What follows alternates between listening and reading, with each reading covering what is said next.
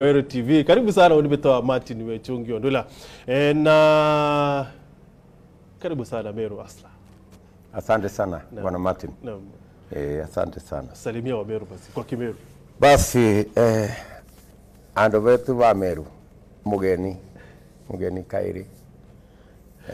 Mimi nimefurahi sana kupata nafasi hii ya jioni ili niweze kuzungumza na wasikilizaji wako na watu wa Meru. Nimefurahi sana, nimefika hapa jana jioni. Nilikuwa nifike mapema kidogo lakini nilipatikana na shughuli kule Murang'a na nikachelewa kidogo. Lakini hata na hivyo nilifanya hima nikafika hapa kwa sababu nilikuwa na nia sana kutembea hapa Meru. Imekuwa ni muda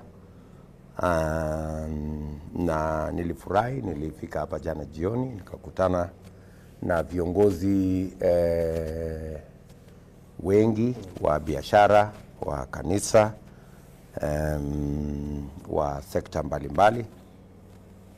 Leo nimepata nafasi pia ya kuzungumza na watu wa Meru katika sehemu mbalimbali. Na nimefurahi pia mmenipa nafasi hii ya jioni kuzungumza na wale hawakufika kwa rally. Kabisa. Tunashukuru sana pia sisi kwa kutupea nafasi na Deputy President. Na kwanza kabisa tukianza leo kuna jambo ambalo lilitokea na baadaye tutakuwa tukiongelea hizo shughuli ambazo umetaja. Kwa maana yake niliona zimetajwa mahali nyingine. Sasa tukianza kabisa Naibu Rais, leo katika shughuli zako ambazo unasema ulitaja Gavana Kiraitu Murungi. Mara ya mwisho ambayo tuliongea uliniambia kwamba ulikuwa umemtafuta Kiraitu Murungi akuwe naibu wako 2013. Ukaniambia aliogopa kidogo. Sasa hivi juzi amesema kwamba walimpaka Raila Odinga matope. Ndio nyinyi wewe na Rais Uhuru Kenyatta mshinde 2013 na mshinde 2017. Vile vile hapo awali wakati wa mzee Mwai Kibaki. Sasa haya maneno nimeona hujachukulia vizuri. Unasemaje kuhusu maneno ya Kiraitu? Kwanza kabla tujaongea mambo ya gavana wa Meru, unajua singependa sana kuongea mambo ya watu binafsi kwa sababu kwanza hayuko hapa. Lakini na hiyo sio maneno imenileta hapa Meru. Mimi nimekuja hapa shughuli nyingine. Na nimekuja hapa, pengine ungenisaidia tu kidogo niweze kueleza safari yangu ya Meru ni ya nini. Kwa sababu hiyo umesema ni kitu iko kando kidogo. Tafadhali Martin. Na nitakujibu. Relax tu kidogo. So safari yangu ya kuja hapa Meru ni kwa sababu ya kuzungumza na watu wa Meru, kwa sababu watu wa Meru wamefanya kazi na mimi na Mheshimiwa Rais sasa miaka 9 na kidogo. Tangu pale 2013 tulizungumza na watu wa Meru County kama vile tulivyozungumza na Wakenya wengine wote katika njia ya kutafuta vile ya kuwaunganisha Wakenya waweze kufanya kazi pamoja, tuweze kuunda serikali ambayo itaweza wafanyia Wakenya wote kazi. Na shukrani zangu kwa watu wa Meru ni kwamba walituamini na wakatupigia kura na vile vile wakatuombea. Na kwa muda wa miaka 9 sasa nimeona ungwana wa watu wa Meru. That they are very committed people. They want to work with leaders at different levels. Na nimekuja hapa kwanza niwape shukrani kwa nafasi wametupatia masi wote kama viongozi wa taifa letu la Kenya. Na pia niweze kusema kwa hiyo muda ambayo tumefanya kazi na watu wa Meru. Nakumbuka pale tulipokuja hapa tuliwaeleza serikali tunataka kuunda pamoja na watu wa Meru ni serikali ya Koga na Kobwithia ama Koga na Kobwithia nafikiri tukienda Igembe tunasema kuga na kuga na kubwithia ndio uko Igembe, alafu kuga na kudhithia ni ya Imenti. Ni hapa Imenti. Na hiyo kubwithia hiyo ama kudhithia hiyo kuna kazi tumefanya hapa Meru. Bae ni vizuri tujieleze kwa sababu katika uongozi unapatiwa nafasi ya kuhudumia watu. Hapa Meru tumejenga kama kilomita 500 tangu 2018 ya lami. Hapa Meru tumeunganisha watu stima from 46,000 in 2013. Leo tumefikisha watu 1,170. Hapa Meru tulikuta colleges 5 za teknolojia. Tumejenga zingine 5 za teknolojia hapa Meru. Nilikuwa nazungumza kule Buri leo mahali tumejenga hiyo shule moja ama college moja ya teknolojia. Hapa Meru wakati tunaendelea saa hizi tumeweka shilingi bilioni 1 kwa Meru town ya mambo ya maji. Meru hii ilikuwa na matatizo mengi ya msongamano wa magari. Tumecreate bypass 2 hapa Meru kusaidia kufungua mji wa Meru. Tumeshirikiana na watu wa Meru kwa miradi ya maji. Nilikuwa hapa mwenyewe kufungua zingine Ura kule Imenti na kule Tigania. So kuna kazi tumefanya na watu wa Meru. Na I am particularly very proud of what we have managed to achieve. Hospitali ya hapa Meru town, the referral hospital, tumeweka pale equipment ya almost 500 million shillings ambazo hazikukuweko.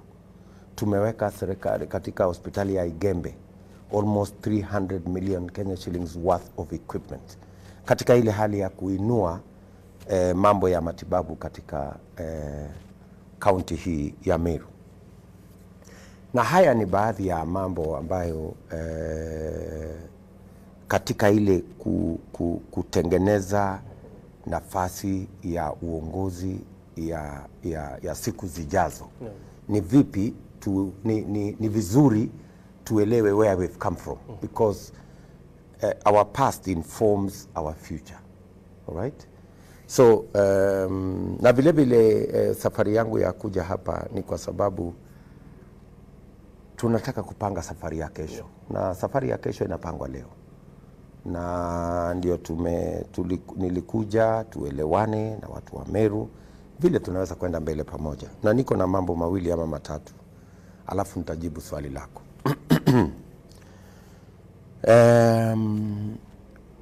Vile tulikuwa tumepanga na rafiki yangu Rais Uhuru Kenyatta, tulikuwa tumepanga we must create a new foundation ya uongozi katika Kenya. Na uongozi na foundation hii ama msingi huo ni msingi wa kuwaleta Wakenya wote pamoja. Na msingi wa kubadilisha siasa isiwe ni siasa ya maneno matupu, iwe ni siasa ambayo iko na mipango na miradi ya maendeleo. Na tulibarikiwa pale 2013 tukawa tumejenga reli sasa kilomita 700, tukawa tumejenga kilomita 10,000 mpya ya lami in the last 9 years. Tukawa tumeunganisha stima from 2 million connections, sasa tuko na 8.5 million people connected to electricity in Kenya. Tukawa na shule za teknolojia kama 50 2013. Tumejenga zingine mpya 160 kwa sababu nia yetu is to re-engineer our education. Ndio ukaona mambo ya 100% transition from primary to secondary. Tukajaribu kushughulikia free secondary. Haijafika mahali tunataka lakini it's on the way there. Tukashughulikia mambo ya sasa kubadilisha ile elimu tuweze kufundisha train more people katika kiwanja ama area ya technical training ili waami vijana wa Kenya na skills na competencies ambazo inaweza kutusaidia katika kusukuma mambo yetu ya maendeleo katika Kenya mbele na kupanua sehemu za ajira kwa vijana wa Kenya. Alafu baada ya uchaguzi 2017 tulijieleza tena kwa Wakenya, tukasema awamu yetu ya pili tungependa baada ya kuweka ile msingi, tungependa kuprogress. Sasa tushughulikie mambo matatu ya muhimu ambazo tuliketi chini na experts, technocrats, international, local. Tukasema mambo matatu ya muhimu katika awamu hii ya pili. Number one ni to create employment, kutengeneza nafasi za kazi. Na tulisema mambo matatu ama manne yanaweza kutusaidia kulingana na ile utafiti technocrats na professionals na watu kutoka experiences mbalimbali duniani. Wakatueleza mpango wa housing, manufacturing, agro-processing, value addition ndio sehemu ambazo tunaweza kuzitumia tukiinvest, tukiweka rasilimali zetu na pesa zetu katika sekta hiyo, tunaweza kucreate more jobs, kwa sababu tatizo kubwa la Kenya ni ajira. You know, the millions of young people, in fact, to be specific, we have close to 4 million young people today who are educated to different levels, some with certificates, some with degrees, some with diplomas, lakini hawana ajira. Jambo la pili ambalo tulikuwa tunataka tulishughulikie ni jambo la matibabu. Wakenya wengi bado wanaingia katika hali ya umaskini kwa sababu hawana fedha za kuweza kugharamia mambo ya hospitali. Na tukasema ni vizuri tutengeneze bima ya kitaifa na tupange mpango wa universal health coverage. Na jambo la tatu tulisema lazima tuweke pesa katika sekta ya muhimu. Uchumi ya Kenya, 50% of our GDP is contributed by agriculture and associated activities. So tukasema tuweke pia pesa za serikali na mipango yetu katika mambo ya kilimo.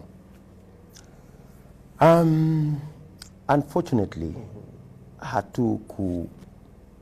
hatukupata nafasi ya kusukuma hiyo mpango yetu ya Big Four.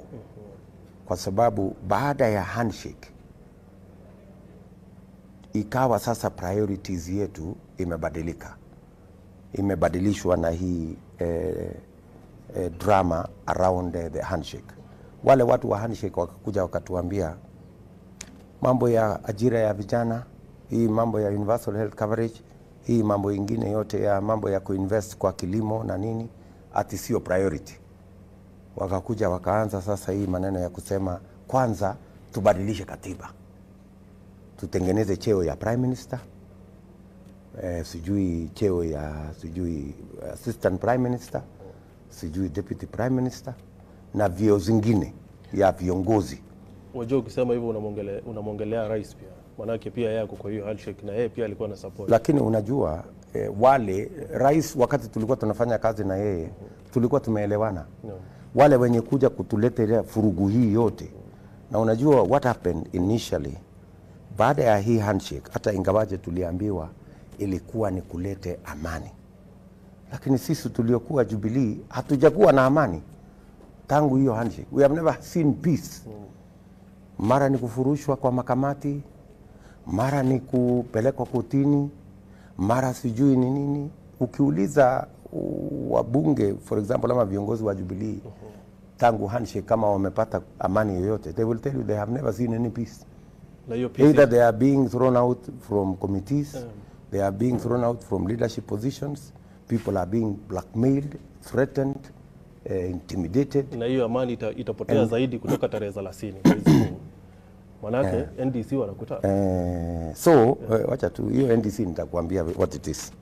So and you see the whole thing changed. So for the last 4 years badala ya sisi concentrate vile concentrate from 2013 mpaka 2017 katika kupanga mambo tuliowaahidi wananchi na mambo ambayo yanamfaa mwananchi. Tulibadilisha priorities zetu, sasa tukakuja kwa hii ya kubadilisha katiba. Na unajua, ndio ujue kuna ukora mkubwa sana na hii mambo ya BBI. Hawa watu wanaendesha mambo ya, walikuwa wanaendesha mambo ya BBI, hawasemi ya kwamba walikuwa nia yao ya kubadilisha BBI ni nini. Wanasema peripheral issues, sweeteners. Oh, unajua tulikuwa tunataka kuongeza pesa inaenda kwa county. Martin, Kiingereza rahisi sana. Katiba inasema you should allocate not less than 15% to the counties. When it says not less than 15%, it means you can allocate even 100%, right? Sure. So mtu akikwambia ati you need to change the constitution so that you can increase money going to counties, it's a fraud. It's not true. You can increase the money going to counties under the current constitution. You don't need to change BBI. You don't need to have BBI. Tunaelewana? Lakini unajua kwa sababu ni ukora. Mtu anasema, "Oh, unajua tunataka kubadilisha BBI ndio tuongeze pesa inaenda kwa county." Nini inazuia saa hizi tusipeleke pesa kwa county? Mambo kama hayo. Sijui you need BBI ndio tuweze kuwa na loan ya sijui help loan, sijui you need BBI ndio vijana wapate kazi, sijui you need this is, na hiyo deceit, vitu kama hizo, ukora kama hiyo ndio inaharibu uongozi katika taifa letu la Kenya. The real issue, my friend Martin, na ndio mimi nilisimama Bomas of Kenya kujaribu kusahihisha hii mambo yenye ilikuwa ndani ya BBI ambayo sio haimfaidi Mkenya. Niliuliza na bado mimi nauliza mpaka saa hizi. Ukisema leo mamlaka ya rais, na ujue Martin, if there is one reason Kenyans pushed for changing the constitution for the last 30 years is to reduce the powers of the president. Watu walisema hatutaki kumchagua rais mwenye ni mfalme, tunataka kuchagua rais mfanyikazi wetu. Lakini BBI ilikuwa inasema nini? Lakini wewe ulipinga 2010. Just wait. No. BBI ilikuwa inasema nini? Nitakueleza. I'll come back there. BBI ilikuwa inasema tuongeze mamlaka ya rais, tumpatie rais mamlaka kuchagua wabunge wawe mawaziri. No. What does that do? Ukimpatia mamlaka rais kuchagua wabunge kuwa mawaziri, it means you are giving the president the power to undermine the oversight role of parliament. And that is where we came from. That's number one. Ukisema pia umpatie rais mamlaka a control judiciary using mtu anaitwa ombudsman, it means you have undermined the independence of the judiciary. What does that mean? It means you have created, with this BBI, God forbid, if it had passed, we would have created an imperial president. A president who controls the executive, who controls the executive, the legislature through appointments to parliament, and who controls the judiciary using the ombudsman. It would have been the biggest fraud on the people of Kenya and the biggest tragedy that would have happened to us. It would have taken us back 30 years where we had a president who controlled everything. My good brother, let me say this just for the record. The reasons why we, some of us, opposed the constitution in 2010 were not because we wanted more powers for the president. Were not the same reasons the proponents of BBI were pushing. In fact, the proponents of BBI have gone full circle. The things they were fighting for in 2010 are the things they wanted to reverse in this BBI thing. But let us not dwell too much on that. Anyway, thank God, BBI collapsed. Okay. And it should continue collapsing because it is the one big agenda that undermined the will, the democracy, and the standing of the nation of Kenya. No. Be that as it may, we lost time. We should have actually, by now, if we had focused on creating jobs using the Big Four plan, the housing, the manufacturing, the agro-processing, the value addition, we would be very far, right? But now, nikuulize tu hapo kwa ndio nimekuja sasa Big Four sasa hapo. Unataka kuniambia sasa baada ya handshake rais hakuwahi kukusikiza tena kama principal assistant wake kwa serikali ya Jubilee, mpaka unasema kwamba akaondoka kwa Big Four agenda akaenda kwa mjadala mwingine wa kubadilisha katiba? Hakukusikiza? Martin, Yes. Si you must be the only visitor in Kenya, surely. Si unajua sasa baada ya hii mambo ya handshake watu wengine, the president is free, to choose whoever he wants to implement the government agenda. Yeah?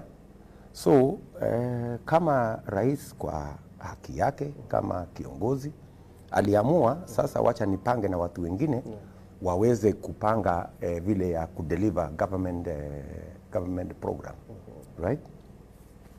Na ikawa sasa hiyo government program, and unfortunately the people the president trusted let him down because the BBI thing collapsed because it was done wrongly.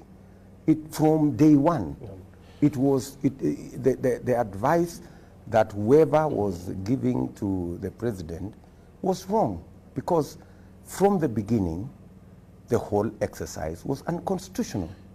From the beginning, and that's why ilifika kotini wakasema this whole thing is null and void. Wacha kwanza nisipoteze the reason why I came to Meru. So nilikuja kuambia watu wa Meru, hata ingawaje tumepoteza miaka 4 hatujatekeleza ile mpango tulikuwa naye ya Big Four kikamilifu. Nilikuja tukubaliane na wao, kwa sababu ni wao tulianza nao 2013 na wanajua yale tumefanya tukiwa pamoja. Hizi program zote tumeyatekeleza tukiwa pamoja. And I came to assure them that going forward, kwa mapenzi ya Mungu, mwaka ujao, yale mipango tulikuwa tumewaahidi under the Big Four, na nilisema mbele ya rais kule Mashujaa ya kwamba hiyo program ya Big Four mahali hatukufanya ikamilike, nitaingiza ndani ya hii bottom up na niweze kutekeleza ili tuhakikishe ya kwamba ile ahadi tulitoa kwa watu wa Kenya inatimia. So nimekuja kuwaambia sasa wangwana wa Meru ya kwamba ile mpango yetu ya ajira ambayo hatukukamilisha ndani ya Big Four next year, kwa mapenzi ya Mungu tutaweka kama priority number 1. Na mimi nimesema katika hiyo program ya bottom up ambaye is a combination of the plan we had under the Big Four that we did not deliver, ama tumeiunganisha na mpango wa Big Four ambayo hatukutekeleza, nimeifashion ndani ya hii bottom up, na tumesema priority number 1 next year, vile tulikuwa tumepanga investment kubwa kwa mambo ya create opportunities for work. Naibu wa Rais, nataka tuongelelee Big Four, nataka tuongelelee hiyo bottom up economic model, lakini kwanza ukipata nafasi if it happened that kuna nafasi nyingine bila handshake ya kufanya kazi na Rais Uhuru Kenyatta, would you work with him? Unaweza fanya kazi naye? Uhuru is my friend. I have worked with him before and we have done many things very positive. We have laid a wonderful foundation for the development of this country with Uhuru Kenyatta, you know. If there is another opportunity for us to work the way we have worked before, I mean, what greater opportunity would it be for us to work and deliver to the people of Kenya? Lakini, the foundation we have laid, I am the one who understands better than any other politician in Kenya. Better than Uhuru Kenyatta. The foundation, I'm saying better than, the foundation me and Uhuru Kenyatta laid, you know. Better than any other politician in Kenya. I am the one who understands where this government is and where it should go from here, right? So, I have come here to agree with the people of this county that the priorities we had set up under the Big Four, how do we combine them? Tunaweza kuyaunganisha namna gani katika mpango wa bottom up, na nimesema mwaka ujao priority number 1 tutaweka bilioni 100 vile tulikuwa tumepanga ndani ya Big Four katika mpango wa housing, agroprocessing, value addition, manufacturing, ili kutengeneza nafasi za ajira kwa vijana wa taifa letu la Kenya. Hii pesa inatoka wapi, naibu wa rais? The same place, let me tell you, the same place tungetoa kama tungefanya mpango wa Big Four. We have a development budget of about 400 billion shillings every year. There are some areas that we will slow down so that we can implement this big plan of housing. Are we together? Nini tuta slow down? Number 2, I'll just come back there. Number 2, and maybe just to answer what you've just said, there are different projects that we are investing in, right? I gave an example another day and people thought I was trying to work against. Nilisema, for example, tuli invest kwa factory ya kutengeneza bunduki. Ina create 100 jobs. Na tume invest 4 billion, right?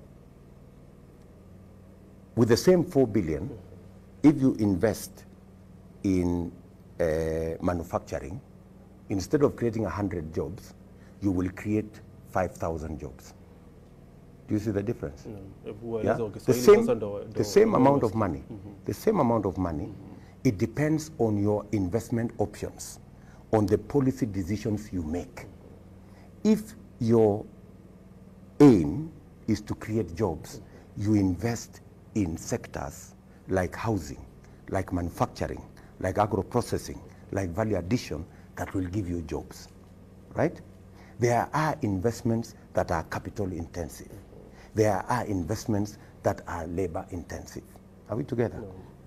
So we will still use the same amount of money we are using now, investing in different projects and programs, but we will tailor-make those investments to be in areas that we can create more jobs than areas that are capital intensive. No. Number 2, as I speak to you, Martin, 14 million Kenyans are blacklisted in CRB. 14 million adults working Kenyans are blacklisted. There is something fundamentally wrong with our financial ecosystem. Are we together? The president on Mashujaa, just relax. The president on Mashujaa said he is asking the central bank to lift the blacklisting of people with debts, with debts less than 5 million shillings, right? It's not possible for us, my good brother, as a nation. Haiwezekani kwamba tunaweza kuendelea kama taifa, kama watu milioni 14 hawawezi kufanya biashara kwa sababu wamelistiwa ama blacklisted kwa CRB. I am saying because the big portion ya biashara yetu katika Kenya inafanywa 80% to be exact. 80% ya biashara yote inafanywa na micro, small, medium enterprise. Hawa watu mnawadharau hawa wanafanya biashara, hawa watu wa kuuza mboga, hawa watu wa bodaboda, hawa watu wa kufanya kwa kiosk, hawa watu, those are the people who move the economy of our nation. We need to invest public resources, number one, in making sure that we put up infrastructure for them, for us to formalize those businesses. Number two, to create legislation that will support and protect those businesses. And number three, we rearrange our financial system so that these people can have access to credit that is not from Shylocks and that is not from Fuliza. Shylocks charge 10% per day. That is 3,000 per year, 3,000% per year. Fuliza charges 6% per day, which means you are paying 2,000 per year. Martin, which business will you do if you are being charged interest at 2,000% per year? You cannot do any business. Wajua naibu wa rais, kwanza nataka tuongelele masuala ya Meru na Mount Kenya, alafu pia niwape wenzangu pia nafasi ndio waulize swali moja mbili. Lakini kwanza kabisa naibu wa rais, unaongea ni kama wewe ni outsider kwa hii serikali. Wewe ndiye the second in command kwa hii serikali. So why have you not done it? Good. It's a very good question. You have asked me a very good question. And I've been looking for an opportunity to answer that question. Yes, now I have it. Listen, my good brother. Many people ask me the question, why is the deputy president saying this? And he can have the opportunity to do it. Let me tell you, when I had an opportunity to contribute to how government implements its programs, my signature is very clear. From 2013 to 2017, President Uhuru Kenyatta and I, working together, the amount of transformation that happened when William Ruto had a say in government is evident. Tumeunda reli 700 kilometers, tumetengeneza mabarabara karibu kilomita 10,000, tumetengeneza mambo ya stima, and many of those programs have my direct contribution as a deputy president, right? In support of the president. Now, when other people were given the opportunity to implement the Big Four, where is the Big Four? It's not there when other people were given the opportunity. So you can clearly see that if I have an opportunity to participate, my contribution can be seen. So I'm telling the people of Kenya to look at my track record. As a Minister for Agriculture, as a Minister for Higher Education, as a Deputy President in our first term. It speaks for itself, right? And that is why muhula wa pili I muhula wa pili, si unajua nimekuambia bwana, sarakazi, sijui rege, BBI, sijui nini. Mbona usiondoke lakini? Rais alisema siku nyingine wewe kama unasikia mimi, unajua, I am not going to live under anybody's pleasure. I am elected by the people of Kenya. Wewe mtu ambaye wale walinichagua hawajaniambia niondoke. Sasa wewe ni nani kuniambia niondoke? Na mimi sikukuomba wewe kazi, nilienda kuomba wananchi wa Kenya. Tunaelewana? So what I am telling you is the following, right? Unajua watu wengine tusichukue eti kwamba mimi nimechaguliwa by the same people who elected Uhuru Kenyatta. Do you know that? Yeah? Yes. Yeah. So until those people decide that I leave, nobody can tell me to leave. Wow. Ndio bwana. Wale nilienda kuwauliza kazi hawajaniambia niondoke. So unaniambia wewe Martin unaniambia niondoke kama nani? Sio mimi nimesema president aliuliza mbona usiondoke. Ananena watu kutoka Facebook fan page yetu ya Weru TV. Na naibu rais nataka tuongelelee mambo ya Meru na Mount Kenya, lakini kwanza kabisa niko na wenzangu hapa kutoka wacha nijibu mambo yako ya Kiraitu. Kiraitu ni rafiki yetu. na Kiraitu ni mtu mzuri. Lakini namuelewa. Unajua katika Kenya tumefika mahali pabaya sana kwamba viongozi wengi wanashurutishwa na wanatuambia, tunakutana na wao usiku, wanakuja kututembelea usiku, wanashurutishwa, wewe usipofanya hii utafanyiwa hii, utapelekwa DCI, sijui utapelekwa EACC, sijui utapelekwa wapi, utatumiwa KRA. Viongozi wengi wanaishi katika hii Kenya na uoga mwingi kwa sababu tumepindua mambo ambayo ya demokrasia, where people are supposed to be free to choose their political, to have their political choices. Sasa kila kwanza, na unaona wale wengi wanaunga mkono former prime minister ni magavana. Why? Because magavana being executives, pengine kuna mambo wamefanya, so kila mtu anaambiwa faili yako 10 iko hapa, sasa wewe lazima uende uimbe wimbo fulani, otherwise utapelekwa kotini. Na ndio nilikuwa nasema leo Kiraitu pia ni hivyo hivyo. Sitaki kusema sana, lakini your guess is as good as mine. So mimi nakwambia kwanza, it is not right, yeah, kuendesha siasa ya nchi kutumia criminal justice system, ku blackmail watu, ku intimidate watu. Tulitoka serikali ya KANU ya zamani ambayo ilikuwa na tabia mbovu ya kutumia coercion na blackmail na threat kujaribu kuendesha mambo ya siasa. Siasa, mbona kama William Ruto anauza sera fulani and you have a better idea, why don't you come and sell it to the people of Kenya?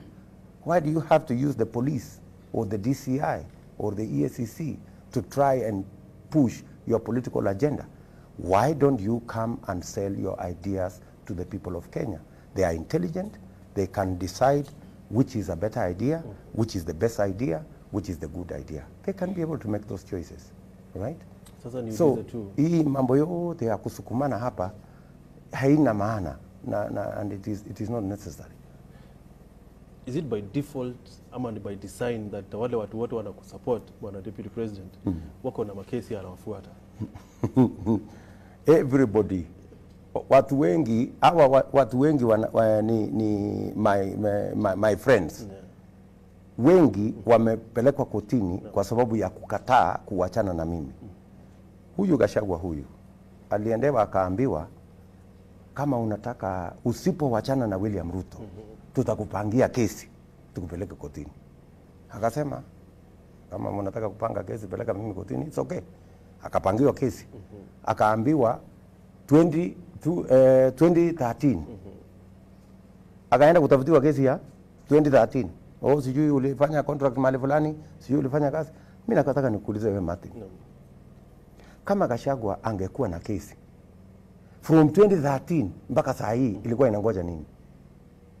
And what is the relationship between hii kuambiwa, if you don't leave William Ruto tutakupeleka kotini? What is the relationship? These are the kind of things that we cannot buy. Na ndio unasikia wengine wetu tunasema, we cannot buy this blackmail, threats and intimidation that is being sold to us. And even if it is free, we don't want it. We want to make a decision as the people of Kenya. Na Kenyans waachwe wajiamulie viongozi wao. Umemuuliza rais mbona hii mambo inaendelea? Hata kama ningemkuwa nimemuuliza rais, unafikiri ningekwambia? Sio ni discussion kati yangu na rais. How do I? Ungekuwa unasema vile unasema sasa hii. Anyway, asante sana. Wacha tupate maswali mawili kutoka kwa wenzangu ambao tuko na hao hapa. Tuanze na ladies first, of course. Bayu, Salim Bayu. Chukua mic. Asante sana naibu rais. Swali langu ningependa kuuliza, chama cha UDA kimeweza kuvutia wagombea wengi sana tofauti.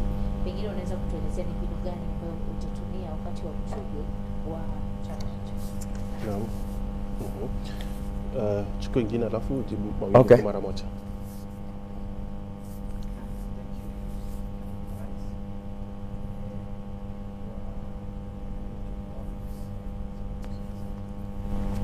Ongea kwa sauti kidogo tafadhali.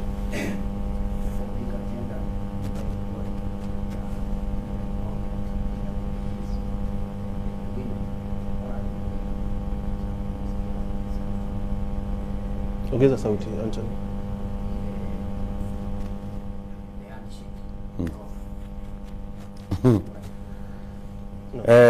Let me start with Sally. Chama ya UDA, kusema ukweli, today UDA is the most popular party in Kenya. That's a fact. And because it's the most popular party in Kenya, watu wengi na wagombezi wengi wa viti mbalimbali wamekuwa wanachama wa UDA. Na tuko na uzoefu wa kutosha wa kupanga mambo ya chama. As I talk to you today, UDA katika bunge letu la Kenya, UDA tuko na wabunge 156. It's the largest political party by default. Yeah? Many of us are Jubilee members, others are members of ODM, others are members of other parties, but we have decided to affiliate to UDA. So how do you say you are UDA na bado as a party? So we are followed by ODM with about 70 members, and then the others are 20, 10, and a few.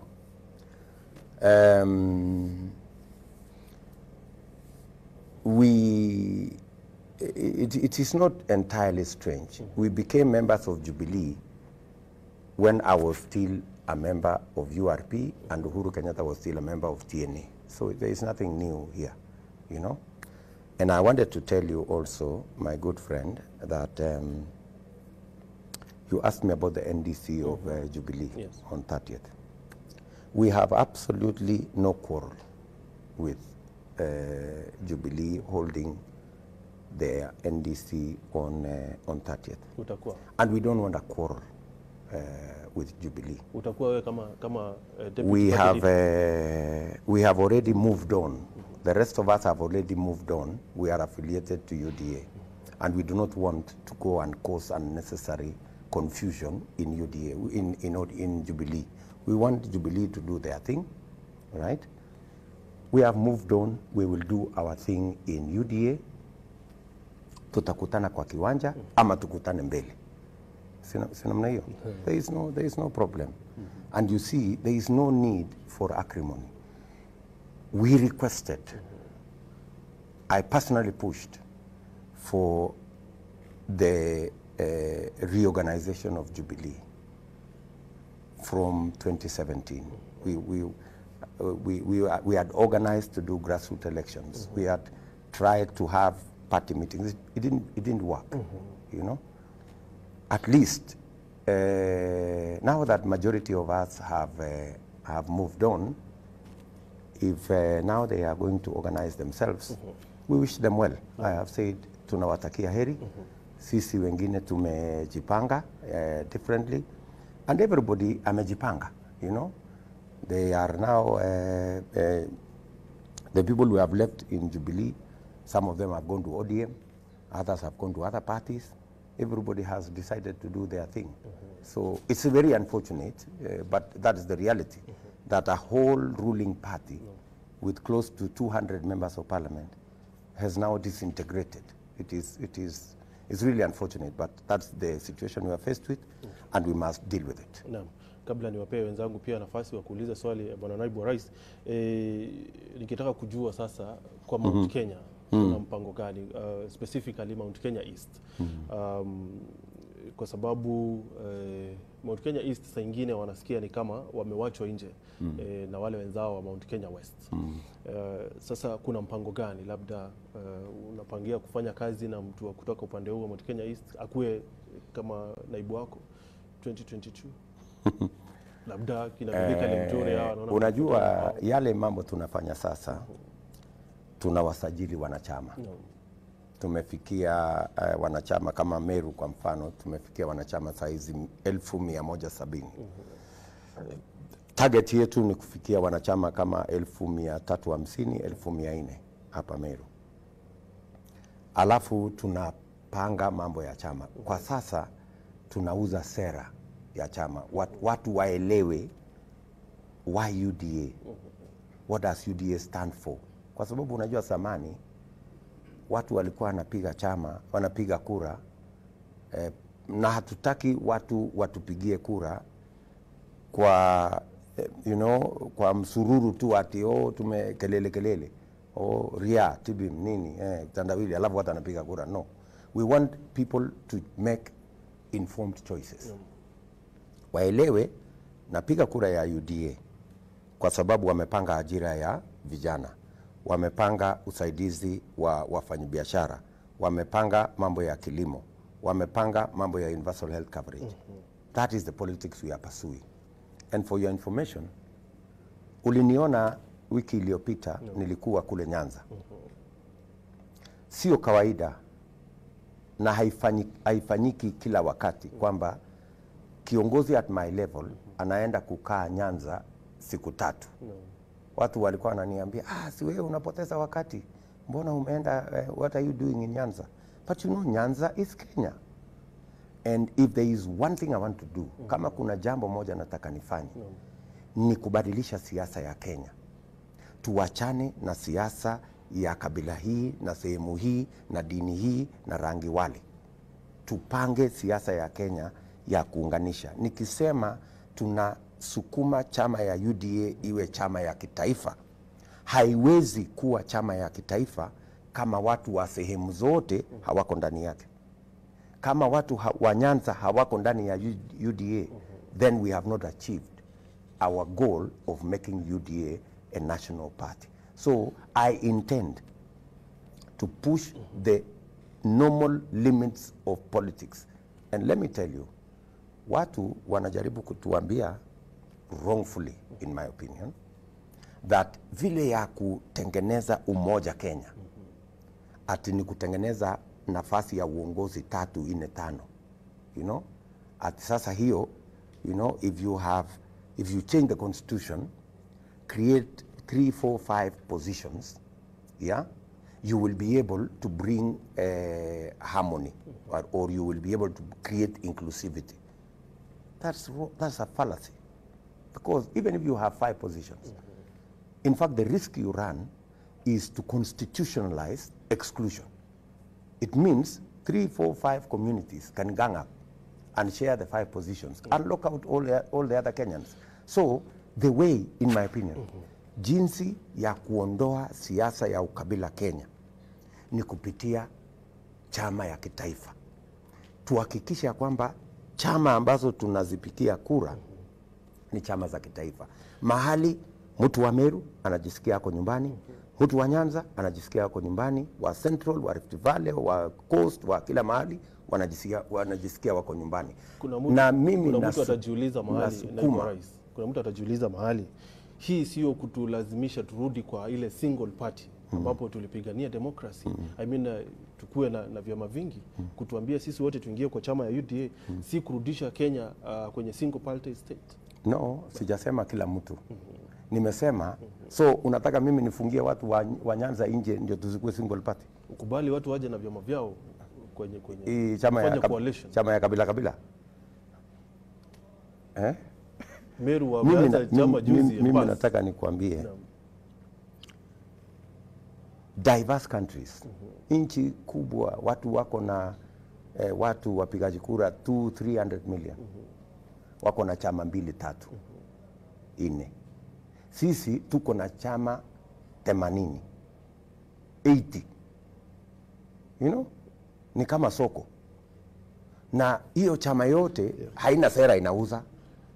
Ni chama tu ya kabila hii, watu hawa, ni biashara tu ya briefcase. Mimi nasema, vile tulikuwa tumetengeneza chama ya Jubilee, tuliwalazimisha watu wa NASA na chama yao kidogo kidogo wakaungana, wakakuwa NASA.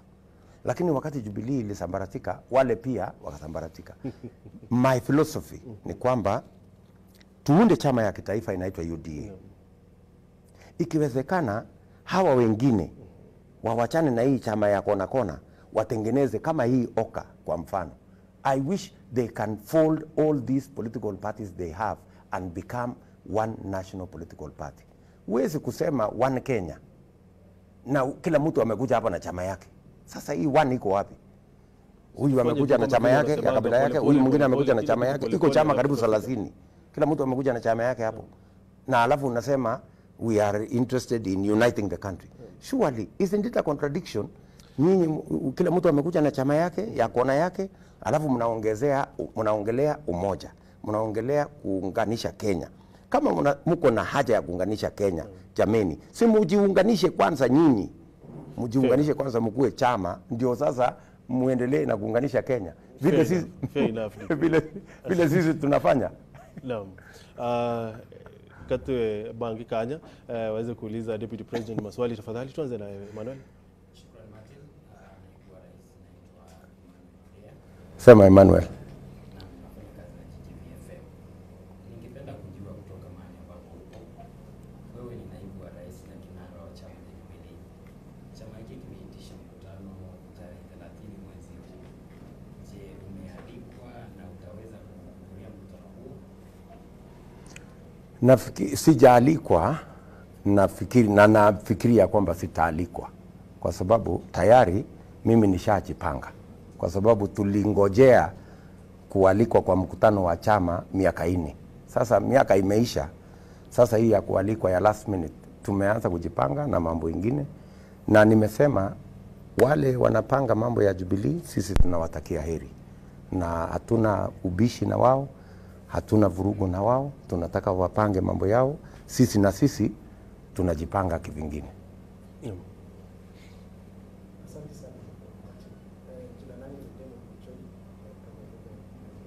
Sema David. Swali langu ni kwamba umesema kwamba Unaomba uwashe mic kwanza. Okay. utapatia kipaumbele miradi ambayo imekwama kutokana na ile handshake. Lakini kwamba hapo nyuma tumeona kuna miradi ambayo pia imekwama kutokana na madai ya kwamba kuna ufisadi na wizi wa fedha za serikali. Umesema kwamba utaweka bilioni 100 katika miradi kuinua uchumi. Una mkakati gani wa kuhakikisha hii miradi ambayo imekwama kutokana na ufisadi imeendelea na kwamba umeepuka huu mtego wa kwamba pesa ya umma inaibiwa na watu wachache? Kwanza, ni vizuri sana umeniuliza hilo swali. Kwanza, kupigana na ufisadi ni priority ya juu sana katika mipango ya UDA. Na tuko na mbinu tofauti na hawa wengine. Sisi tumesema kupigana na ufisadi, we must build the institutions that are independent. Ama shida ya vita ya dhidi ya ufisadi ni kama inaendeshwa kisiasa. Kama mtu anaambiwa wewe utaletewa kesi, sio kwa sababu kuna kesi, lakini kwa sababu ya mambo ya kisiasa. Right? That is not how to fight corruption. Msimamo wetu, and that is why hata katika hii mambo ya BBI, and you heard me speak in Bomas loudly that we cannot go back to where the criminal justice system was being used politically to manipulate political issues instead of fighting corruption. My position is that as we did under our administration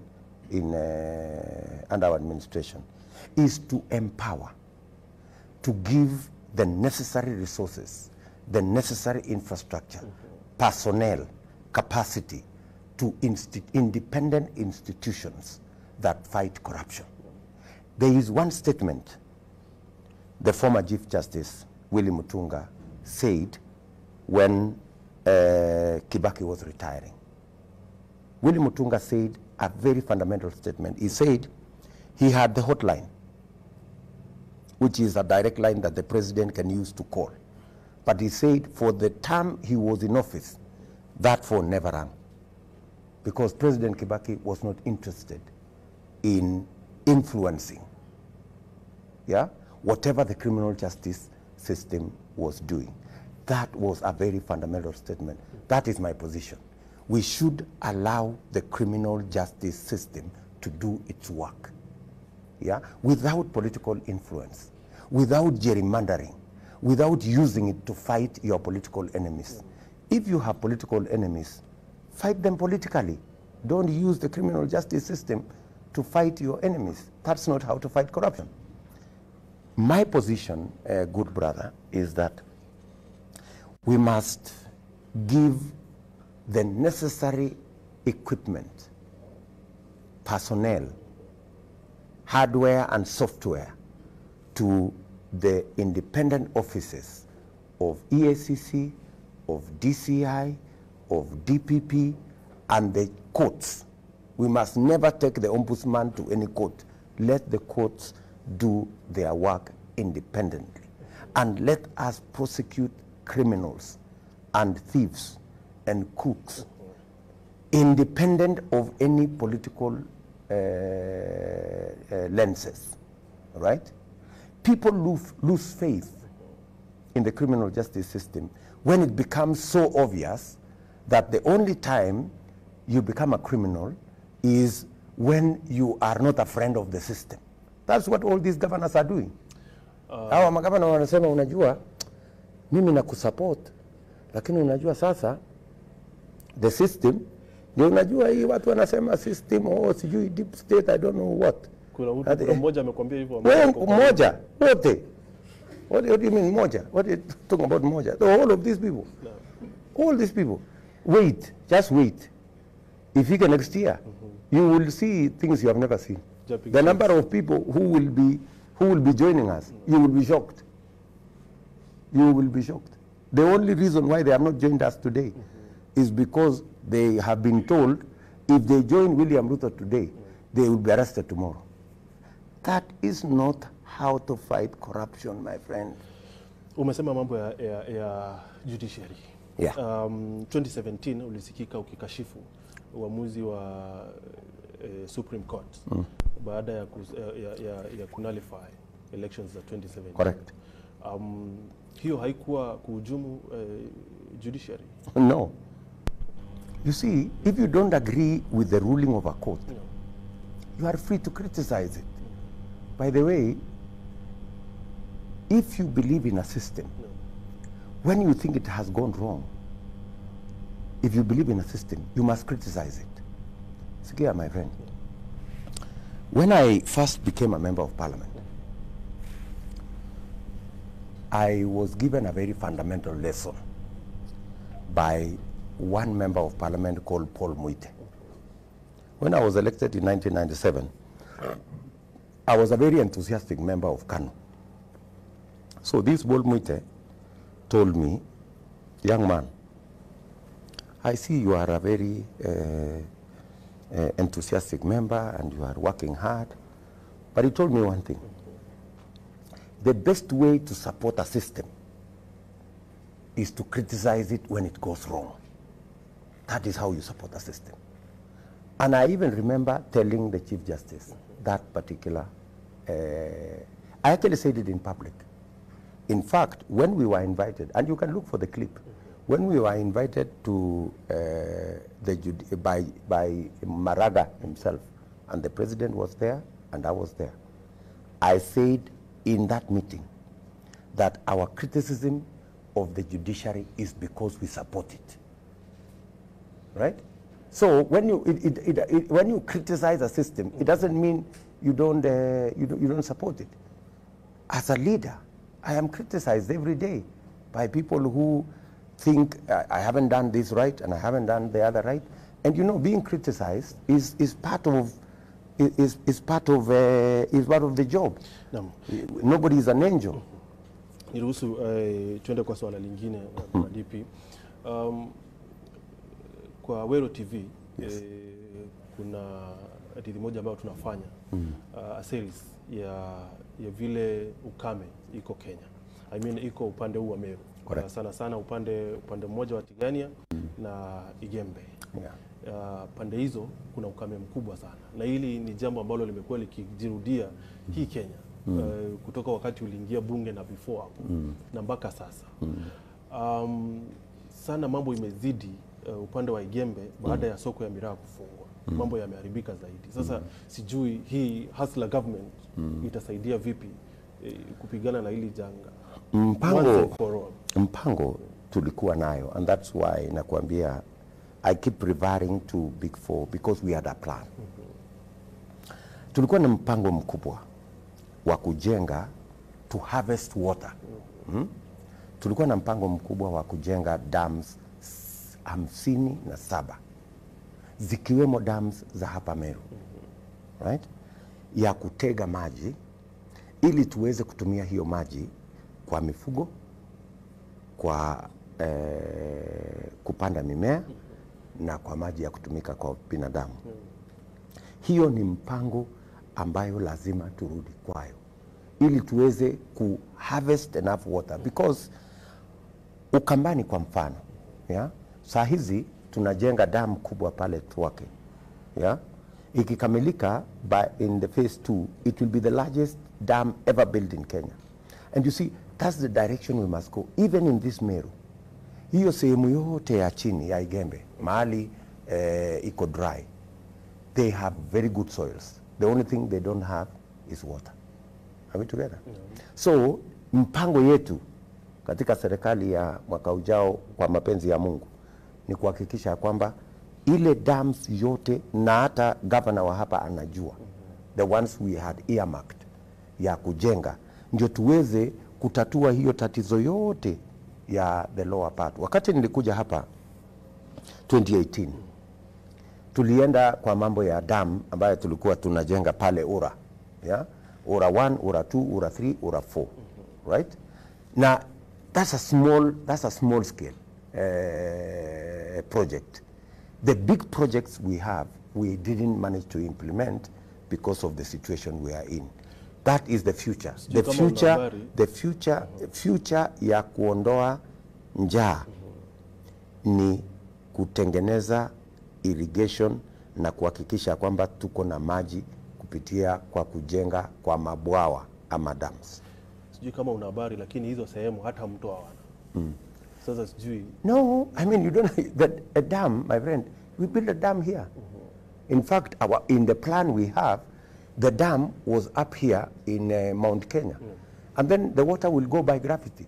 You know that water, the water, for example, we are doing in Twake is going to travel almost 100 kilometers. Hii ya kutoka hapa mlimani sio hata kilomita 50 itakuwa imefika Igembe. Are we together? So that's what we need to do. Okay. Na tukimalizia bwana DP, kuna watu wanasema kwamba uko na proxies, especially upande huu wa Mount Kenya. Mmoja wao ni speaker wa bunge kuu, bwana JP Muturi, kwamba ni mtu wako, amejificha tu. Muturi ni mtu nimetoka na yeye mbali sana.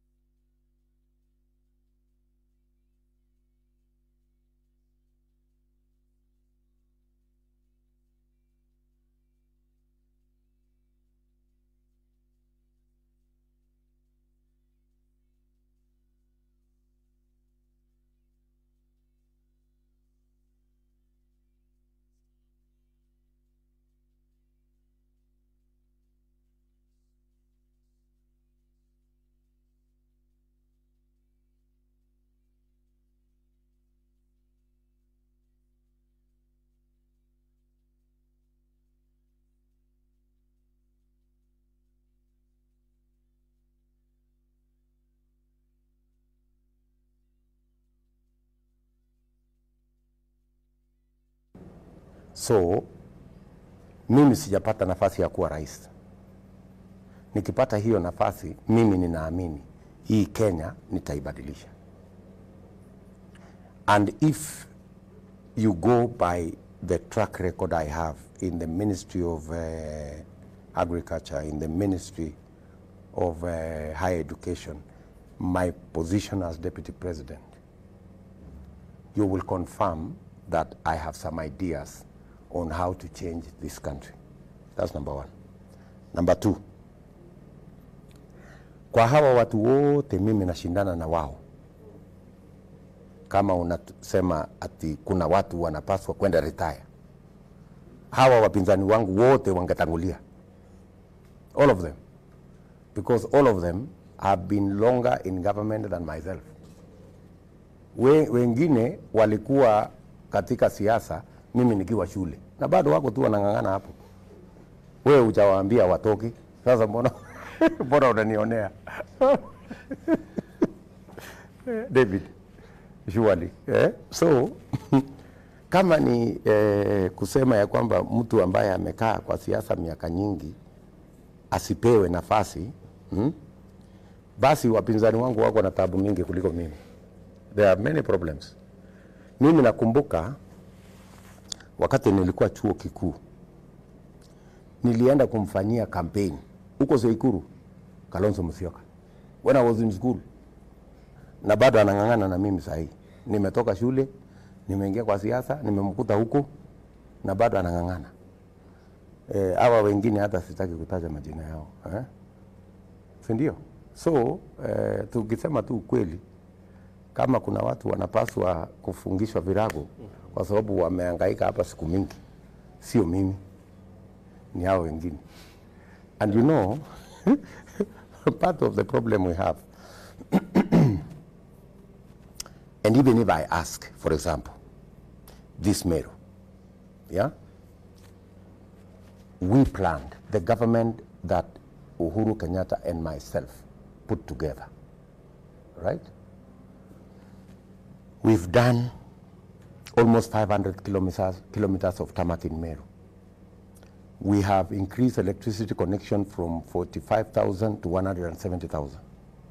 We have built 5 new technical training colleges. Even if I stop there, that is a track record I can say, I can claim. Now, my competitors, one of them has been Prime Minister. What can he say to his record is there in Meru? One of them was Vice President. What can he say was his record in Meru? The other one was a Deputy Prime Minister, and on and on and on. So if you go to the realm of a track record, I have a better track record than all my competitors put together. And if anybody is elected on the basis of a track record, I think I have the best chance more than my competitors. Naam, naibu rais, muda wetu umefika wa kumaliza. Tunashukuru sana, lakini kwanza Kalonzo Musyoka alisema ukionekana mahali uambiwe kwamba anakutafuta muongee. Upata nafasi? Nitaongea na kila mtu kwa sababu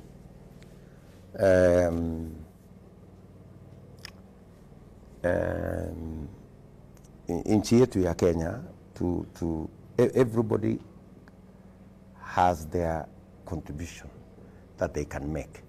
Tunaweza kuungana, tunaweza kuja pamoja, tuweze kupanga, bora tukubaliane. Hatujakutana ati kama viongozi, sisi viongozi tufaidike. Tumekutana kupanga vile tunaweza kuinua taifa letu la Kenya. If we are going to have a discussion on how to synergize our vision and our plan so that we can lift the country up, I am willing, ready, available to talk to any leader that is prepared for us to have a discussion on how to take Kenya forward. And you do consider him for your deputy president as running mate? That's not a discussion we can have on this space, Martin. Okay. Asante sana, Bwana Deputy President. Maybe if you wanted to be my running mate, we can have a discussion. Me and you. Why not? Asante sana, tukite watanite na watukire mbango yote kwa baruari tukare na the chief asla mwenyewe. Asante sana. Mheshimiwa William Samoei Ruto, na thank you very much kiri wenzangu hao kiri nyumba ingi cia nteto no tubakona kanya kinyababwe kuya kwa na batwe undibe to Martin Wechungi Ondola. Thank you very much na waratu wa it's been real for real. Good night. Weru TV.